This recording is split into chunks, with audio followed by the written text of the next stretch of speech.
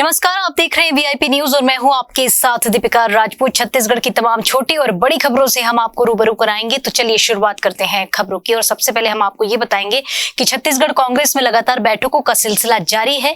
इस कड़ी में आज भी कांग्रेस मोर्चा संगठन और प्रकोष्ठ विभाग के अध्यक्षों की महत्वपूर्ण बैठक आज संपन्न हुई। जानकारी के अनुसार आज की इस बैठक में मुख्यमंत्री भूपेश बघेल, प्रदेश प्रभारी पीएल पुनिया, प्रदेश अध्यक्ष मोहन मरकाम सहित तमाम बड़े नेता मौजूद रहे। इस दौरान संगठन चुनाव और आगामी रणनीतियों पर चर्चा की गई।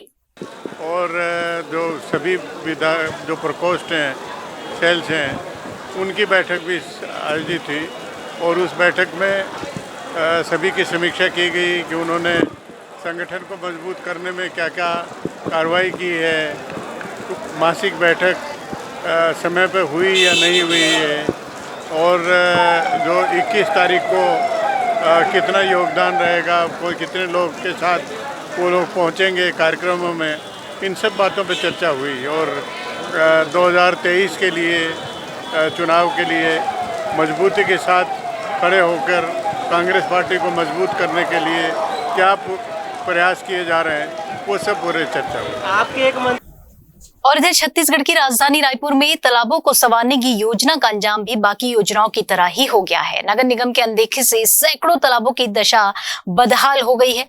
कई तालाब सूख गए हैं या फिर उनका अस्तित्व ही समाप्त हो गया है। जो तालाब बचे हैं उनको संवारने में जिम्मेदार विभाग को दिलचस्पी नहीं है, जिससे अब उनके भी अस्तित्व पर खतरा मंडराने लगा है।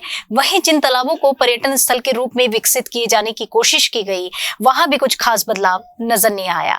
हैरत की बात तो यह है कि सरकार से लेकर सुप्रीम कोर्ट तक तालाबों के अस्तित्व को बचाने के लिए प्रयासरत है। इसके बाद भी रायपुर में तालाबों की स्थिति में कोई सुधार होता नहीं दिख रहा है।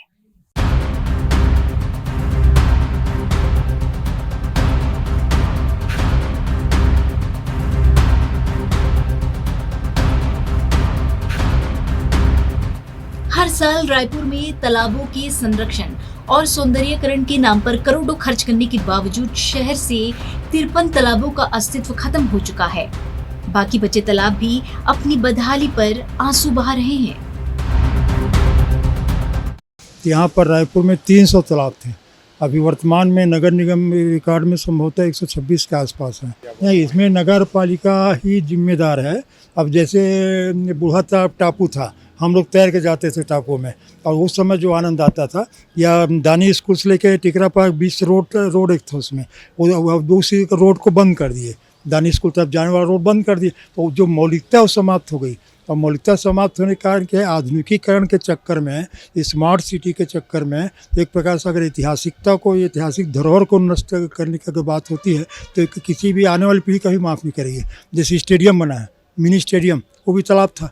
हम जब पढ़ने जाते थे सबरील पुरानी बस्ती से, तो आजू बाजू तालाब, बीच में सड़क, तो तालाब को पाट के स्टेडियम बना दिए। तो ऐसे बहुत सारे, तो ये पाटना नहीं चाहिए।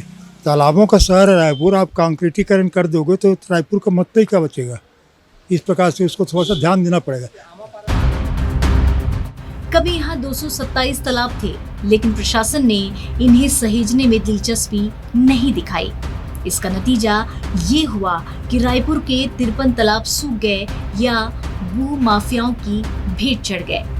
अब केवल 120 तालाब ही बचे हैं जिनका अस्तित्व भी खतरे में है। शहर में इतने तालाब होने के बावजूद प्रशासन सिर्फ बूढ़ा तालाब, तेलीबांधा और कटोरा तालाब को संवारने तक ही सीमित रह गया है। बाकी तालाबों को बदहाल स्थिति में छोड़ दिया गया है। बूढ़ा तालाब को पर्यटन स्थल के रूप में विकसित करने करोड़ों रुपए खर्च किए गए, लेकिन हालात में बहुत ज्यादा सुधार नहीं हो पाया। सुप्रीम कोर्ट भी तालाबों को उनके समृद्ध अतीत लौटाए जाने को लेकर अपना फैसला दे चुका है। इसके बाद भी रायपुर में तालाबों की दशा में कोई सुधार नहीं हो सका। रजबंदा मैदान में बड़ा तालाब हुआ करता था, इसे पाटकर ऊंची ऊंची इमारतें खड़ी कर दी गईं। शासकीय नर्सिंग कॉलेज तालाब की जमीन पर बना हुआ है। खोखो तालाब, महाराजबंद तालाब से लेकर डगनिया तालाब समेत लगभग सभी तालाब के किनारे और तालाब पर कब्जा कर लिया गया है।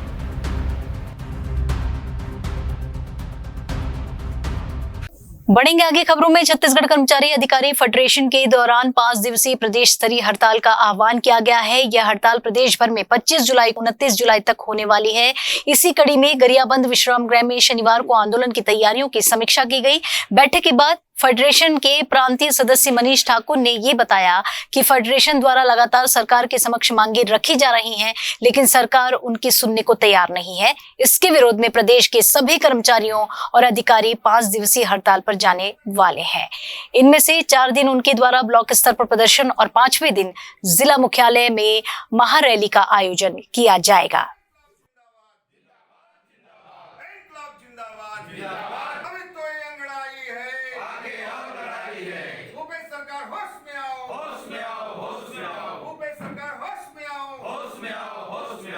अधिकारी फेडरेशन की समीक्षा बैठक जो है जिला गरियाबंद में रखी गई थी और निश्चित रूप से कर्मचारी अधिकारी फेडरेशन के आह्वान पर 25 तारीख से 29 तारीख तक 5 दिवसीय निश्चितकालीन हड़ताल का आयोजन हुआ है।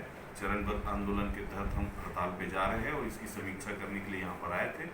निश्चित रूप से समस्त संगठनों का बहुत अच्छा सहयोग और जिस समीक्षा हमने किया है और जिस तैयारी की उम्मीद थी उससे बढ़ चढ़कर गरियाबंद जिला में हमारे साथियों ने जो है तैयारी कर रखी है और बहुत ही ज़बरदस्त उत्साह है हमारे कर्मचारियों के बीच में कि वो सरकार की जो नीति है, सरकार का जो रवैया है, उस रवैया से नाराज होकर के सभी कर्मचारी अधिकारी जो हैं हमारे साथ में बिल्कुल चरणबद्ध आंदोलन में उत्साह से लेकर कंधे से कंधा मिलाकर हमारे आंदोलन को सफल बनाने के लिए संकल्पित है। और इधर कैबिनेट मंत्री टीएस सिंहदेव के पंचायत और ग्रामीण विकास विभाग छोड़ने पर मुख्यमंत्री भूपेश बघेल की पहली प्रतिक्रिया आज सामने आई है। उन्होंने यही कहा है कि हमारे बीच तालमेल बना हुआ है, जो भी होगा आपस में बैठकर तय कर लेंगे। मुख्यमंत्री ने यह भी बताया कि उनको सिंहदेव का पत्र नहीं मिला है। मीडिया के माध्यम से ही उन्हें ये जानकारी मिली है कि सिंहदेव ने पंचायत और ग्रामीण विकास विभाग छोड़ दिया है। मुख्यमंत्री ने यह भी बताया कि उन्होंने मंत्री सिंहदेव को फोन किया था पर उनसे बात नहीं हो पाई। मुझे मीडिया के माध्यम से पता चला है, मुझे पत्र नहीं मिला है। मिलेगा तो मैं उसका परीक्षण करूँगा। लगातार आप घोषणा पत्र पे काम कर रहे हैं, टीएस सिंहदेव कह रहे हैं कि घोषणा पत्र के अनुरूप काम नहीं हो रहा है। मैंने पहले ही कहा कि मुझे मीडिया के माध्यम से पता चला, तो मेरे पास पत्र आएगा तो मैं इसमें विचार करूँगा। सर, अभी आपकी चर्चा हुई क्या सिंहदेव जी के साथ? नहीं, मेरी चर्चा नहीं हुई। कल मैंने रात में लगाया था, फ़ोन मिलाया था, नहीं लगा। सर, आज के विधायक दल की बैठक में क्या क्या मुद्दों पर चर्चा? मुख्य रूप से कल राष्ट्रपति के चुनाव हैं, तो मतदान में किस प्रकार से होना वो चर्चा होगी और फिर 20 तारीख से विधानसभा सत्र चल रहा है, शुरू होने वाला है, तो उसमें जो मुद्दे आएंगे उसके बारे में चर्चा होगी। रेल मंत्री भिलाई में बीती रात एक ट्रक अनियंत्रित होकर जुनवानी मार्ग में नाले में जाकर गिरी, जिससे रास्ता जाम हो गया। इस वजह से वहां के लोगों ने शोर शराबा करते हुए चक्का जाम कर दिया, जिस पर पुलिस अधिकारी नजर सिद्दीकी ने चक्का जाम कर रहे लोगों को बहुत समझाया। जब वे नहीं माने और झूमा झटकी करने लगे तो उनको पकड़कर स्मृति नगर चौकी लेकर आए। हालांकि कुछ घंटे बाद उन्हें छोड़ भी दिया गया। और इधर बेमेतरा जिले के चंदन थाना परिसर में पौधारोपण कार्यक्रम का आयोजन किया गया, जिसमें थाना प्रभारी और पुलिस कर्मियों ने लगभग 600 पौधों का रोपण कर पर्यावरण संरक्षण का संदेश दिया है। करीब 650 पौधे फलदार, वृक्षदार, छायादार एवं फूलदार वृक्ष रोपे गए हैं एवं भविष्य में और लगाने की उम्मीद है। पेड़ लगाने से भविष्य में पेड़ जब बड़े हो जाएंगे तो छाया देंगे, ऑक्सीजन मिलेगी और जो भी थाने में परिसर में रिपोर्ट करने प्रार्थी कोई भी आएगा उनको कम से कम बैठने के लिए छाया मिलेगा। और इधर धमतरी जिले में 2 दिन से लगातार हुई बारिश से भाखरा इलाके के कोसमर्रा और गुजरा के करीब 400 एकड़ की फसल पानी में डूब गई है। किसानों ने प्रशासन से पानी निकासी की व्यवस्था करने और नुकसान की भरपाई देने की मांग कर रहे हैं। उन्होंने ये बताया कि भाखरा रायपुर मार्ग चौड़ीकरण का कार्य किया जा रहा है, जिसमें कोसमर्रा में पुल का निर्माण कार्य भी जारी है। विभागीय अधिकारियों की लेट लतीफी के कारण निर्माण कार्य पर काफी असर पड़ा है, जिससे बरसाती पानी की निकासी नहीं हो पाई और लगभग 400 एकड़ जो खेती है वो पानी में डूब गया है।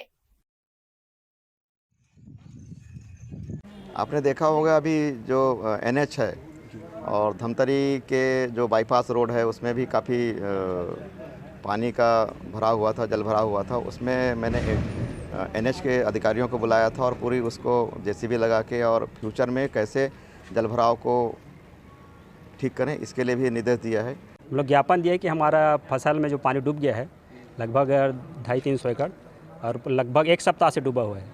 इस संबंध में हम लोग अधिकारी को बोलते हैं, PWD वाले को, तो वो लोग टाल मटोल करते हैं और उन्हीं लेट लतीफ़ी के कारण आज हमारा फसल का नुकसान हो रहा है। बेमेतरा जिले के नवागढ़ विधानसभा क्षेत्र के पटवारियों के द्वारा किसानों से पैसों के लेन देन का मामला निकलकर सामने आया है।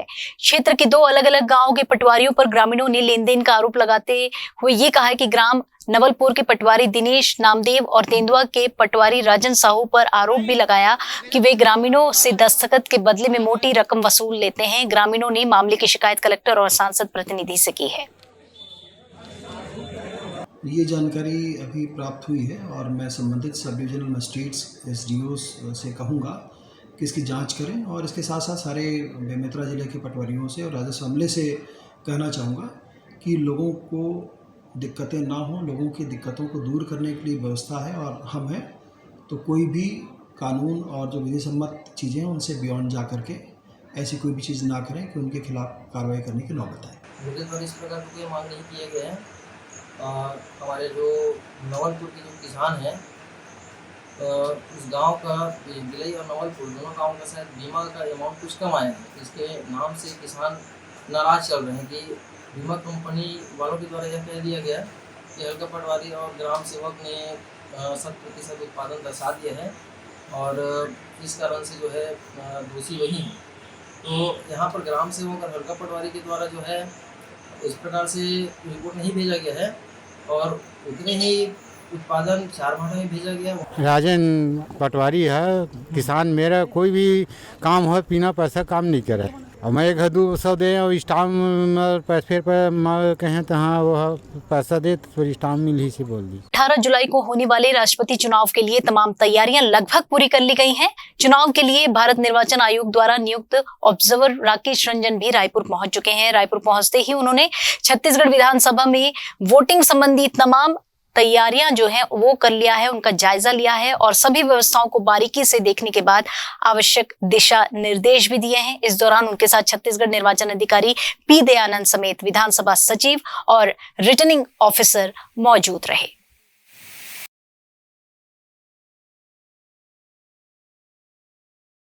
शनिवार शाम से ही हो रही लगातार बारिश से महासमुंद में जनजीवन अस्त व्यस्त हो गया है। लगातार हो रही बारिश से शहर के आसपास के खेत तालाबों में बदल गए हैं। वहीं शहर के हाउसिंग बोर्ड कॉलोनी NH 353 सहित उससे लगी कई कॉलोनियों में जल भराव की स्थिति बनी हुई है। मुख्य मार्ग पर 2 फीट तक पानी भरा हुआ है। इसके साथ ही शहर के आसपास के सभी नदी नाले उफान पर है। कई जगह पर पानी पुल के ऊपर से बह रहा है, जिसके कारण जिले के कई ग्रामीण इलाकों के रास्ते बंद हो गए हैं और उनसे संपर्क टूट गया है। जिला कलेक्टर ने जिले के चारों SDM को अपने क्षेत्र के आंकलन करने के निर्देश दिए हैं।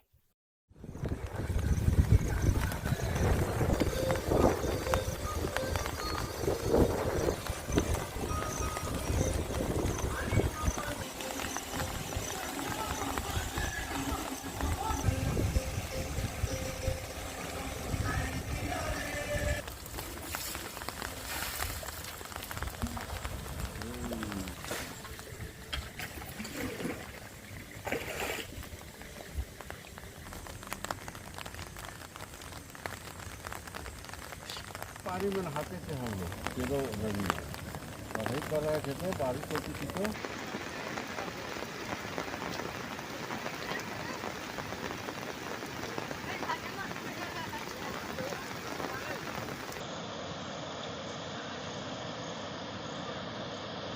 क्या होती है असंसदीय भाषा? युवाओं ने किन किन शब्दों का गढ़ लिया है अपना नया रूप? इस पर देखिए हमारे प्रधान संपादक सुभाष मिश्रा की खास बातचीत। नमस्कार दोस्तों, सुभाष की बात में आपका स्वागत है। सुभाष की बात में दरअसल बात इस तरह भी होनी चाहिए कि ऐसी वाणी बोलिए मन का आपा खोए, औरन को शीतल करे आपहु शीतल होए। दरअसल ये बात मैं इसलिए कह रहा हूँ कि इस समय पूरे देश में जो कुछ चर्चा हो रही है वो संसद में असंसदीय भाषा और आचरण को लेकर हो रही है और कुछ शब्दों को असंसदीय मानकर या अभद्र मानकर उसको अलग किया गया है। भाषा जो है वो व्यक्ति की मर्यादा और शालीनता का प्रथम आचरण है। व्यक्ति क्या है और वो किस तरह से बातचीत करता है, उसके शब्दों से यह अभिव्यक्त होता है। दरअसल किसी भी व्यक्ति के चरित्र का जब मूल्यांकन किया जाता है तो हम देखते हैं कि उसकी भाषा कितनी संयत है, उसकी बॉडी लैंग्वेज कैसी है, वो लोगों से किस तरह से आचरण करता है। विधायिका और कार्यपालिका की भाषा धीरे धीरे विकृत होती जा रही है। जो हमारे जनप्रतिनिधि हैं उनकी जुबान आए दिन फिसलती है और चुनाव में तो कुछ ज़्यादा ही ये जुबान फिसलती है। तो संसद के भीतर कई बार ऐसा आचरण हुआ है कि जहाँ पर लोग अपनी भाषा का नियंत्रण खो देते हैं। इसलिए संसद ने या विधानसभाओं ने ये किया है कि कोई भी जो सांसद है, विधायक है, वो जो जनता के प्रतिनिधि हैं वो इस तरह की भाषा बोलें या इस तरह के शब्दों को उच्चारित करें जो असंसदीय ना हो।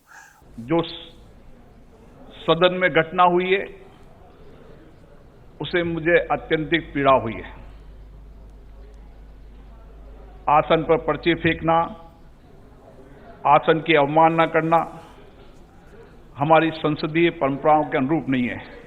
अगर ऐसी घटनाओं की पुनरावृत्ति होगी तो मैं आपका सहयोग चाहता हूं। ऐसे सदस्यों के खिलाफ मुझे सख्त कार्रवाई करनी पड़ेगी। सवाल ये है कि गांधी जी, हम जिनको राष्ट्रपिता कहते हैं, उन्होंने भी इसको लेकर जब एक शब्द कहा कि जो सफाई के कर्मचारी थे उनको हरिजन शब्द से संबोधित किया, हरि का जन, पर कालांतर में लोगों की भावना नहीं बदली तो हरिजन शब्द भी धीरे धीरे एक प्रतीक हो गया और बाद में उसको भी हटाना पड़ा। बहुत सारे शब्द हैं, दरअसल वो जब एक आइडेंटिटी की तरह या अपमान की तरह लगने लगते हैं तो वो लोगों की जो भावना है वो किस तरह से लोग उसको व्यक्त कर रहे हैं इस पर डिपेंड करता है।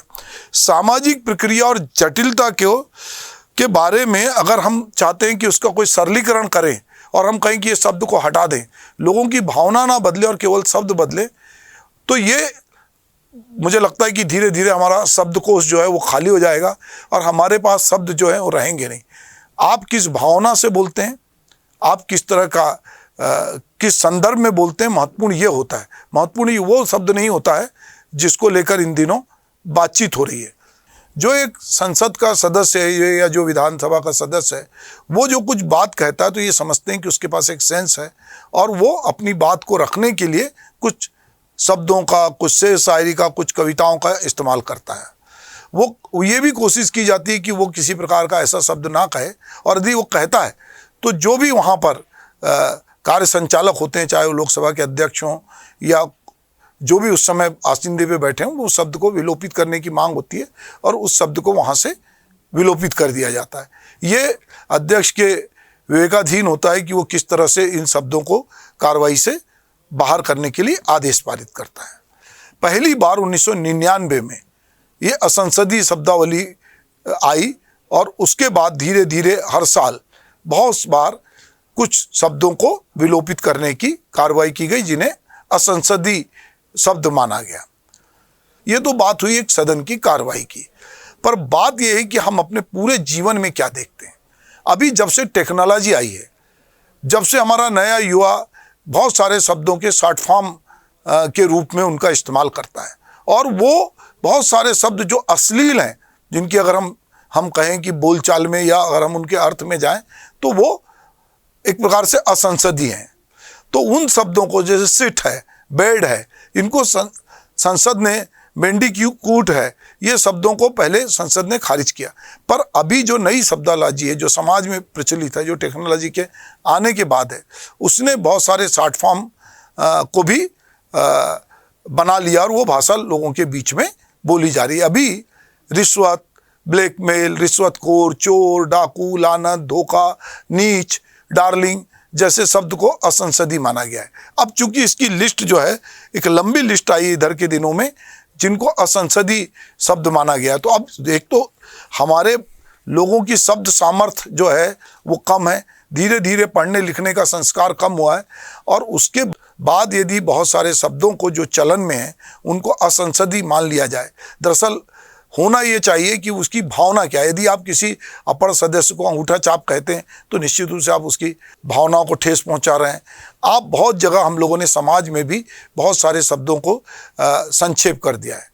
अभी जो है हम जो दोस्तों को से बात करते हैं या भाई से बात करते हैं तो वो ब्रो हो गया है। बहुत सारी जो शब्दावली है वो सिमट गई है, लोग संक्षेप में बात करने लगे हैं। तो ये जो शब्दावली है, इन शब्दावलियों को यदि हम देखें और उसके छोटे छोटे फॉर्म की बात करें तो टेक्नोलॉजी ने इन सब को सबसे ज़्यादा जो है वो शब्दों को, जो मोबाइल में अगर बे है तो इसका फुल फॉर्म है बिफोर एनी एल। तो ये युवा लोग बहुत बोलते हैं। अपने किसी पार्टनर को बहुत नज़दीक बताने के लिए भी बहुत सारे जो शब्द लोग लिखते हैं तो उसमें कैप्शन के साथ BAE या PEE, इसका भी बहुत चलन आजकल है। और बहुत सारे शब्द हैं जो अंग्रेजी में गाली हैं, उसको भी लोग जो है बहुत कॉमन बोलचाल में लोग करते हैं। तो समाज कई शब्दों को स्वीकारता है। अगर हम साहित्य की बात करें तो हम चाहे मंटो की बात करें, चाहे प्रेमचंद की बात करें, उनकी कहानियों में भी, कृष्णा सोबती की भी कहानियों में बहुत जगह चाहे हमारी महिला राइटर प्रभा खेतान हो, बहुत बार चरित्र के साथ भी बहुत सारे शब्द आते हैं। दरअसल वो चरित्र के लिए होते हैं पर उनकी भावना वो नहीं होती। तो यहाँ देखना ये चाहिए कि जो बोल रहा है उसकी भावना क्या है उस शब्द के साथ। अगर उस शब्द के साथ उसकी भावना अलग है तो फिर कहीं बात होती। दुष्यंत कुमार कहते हैं कि रोने गिड़गिड़ाने का यहाँ कोई असर होगा नहीं, पेट भर के गालियाँ दो जी भर के बद्दुआ। दरअसल जब दुष्यंत कुमार कहते हैं तो पेट भर के गालियाँ जी भर के बद्दुआ कहते हैं तो देखते हैं कि एक आदमी के पास और कुछ नहीं है तो क्या कर सकता है, तो वो अकेले में गाली दे सकता है, अपना फ्रस्ट्रेशन निकाल सकता है। पर यहाँ चूंकि संसद की बात हो रही है, असंसदीय शब्दों की बात हो रही है, तो इसमें ये देखना चाहिए कि जो सदस्य बोल रहे हैं वो उनकी भावना क्या है।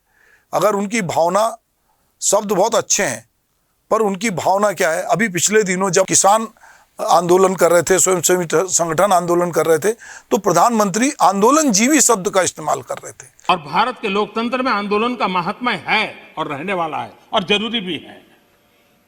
लेकिन जब आंदोलनजीवी पवित्र आंदोलन को अपने लाभ के लिए बर्बाद करने के लिए निकलते हैं तब क्या होता है, कोई मुझे बताए।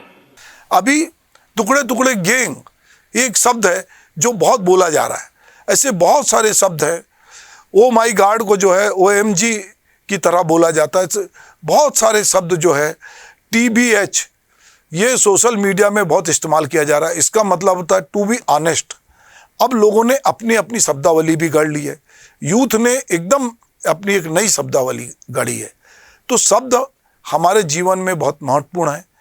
अब सवाल ये है कि ये जो शब्द हैं और धीरे धीरे चूंकि भाषाएं भी बहुत सारी और बोलियां भी विलुप्त हो रही है तो हमारी शब्द सामर्थ्य कम हो रही है। ऐसे में अगर बहुत सारे शब्द असंसदीय भी हो गए तो फिर मुझे लगता है कि आप एक बीमारी का इलाज करने की बजाय आप उसमें कहीं कोई ऐसा रास्ता निकाल रहे हैं, वो रास्ता जो है लोगों की भावना, व्यवहार, संवेदना बदलने की बजाय आप शब्द बदल रहे हैं। और शब्द बदलने से कुछ नहीं होने वाला है। ये शब्द धीरे धीरे अगर मान लो विलुप्त भी हो जाएंगे तो ये शब्द कोई खास मतलब कहना चाहिए कि वो संसद में ना बोले जाएंगे, पर जीवन में बहुत सारे शब्द बोले जाते हैं। तो हमको ये देखना पड़ेगा कि अगर हम असंसदीय शब्दावली की बात कर रहे हैं तो हमारे नेताओं का आचरण क्या है, चुनाव में किस तरह के आरोप प्रत्यारोप मंच से लग रहे हैं। केवल संसद में किसी शब्द को विलोपित कर देने से, अमर्यादित करार कर देने से कहीं ऐसा तो नहीं कि ये केवल सब चीज़ों को टालना है। हमारी जितनी गालियां हैं वो सब स्त्रियों को लेकर है, स्त्री के जनानांग को लेकर है। हम चूंकि एक मेल डोमिनेटिंग समाज में रहते हैं तो हमारी अधिकांश गालियां स्त्रियों को संबोधित होती है। तो ये भी हमको देखना पड़ेगा कि हम किस तरह की बोली भाषा बोल रहे हैं, या हरिजन जैसा शब्द हमको हटाना पड़ता है, या अभी दलित को भी लेकर लोग कह रहे हैं कि ये भी शब्द अलग करें। बहुत सारे शब्दों के साथ चूंकि हम अपनी भावनाएं नहीं बदल रहे हैं, हम शब्द तो अच्छे ला रहे हैं पर हम किस तरह से बोल रहे हैं, हम किस तरह से उसको उच्चारित कर रहे हैं, ये भी बहुत महत्वपूर्ण है। इस बुलेटिन में फिलहाल इतना ही। आप देखते रहिए VIP न्यूज़, बने रहिए हमारे साथ। दीजिए इजाजत, नमस्कार।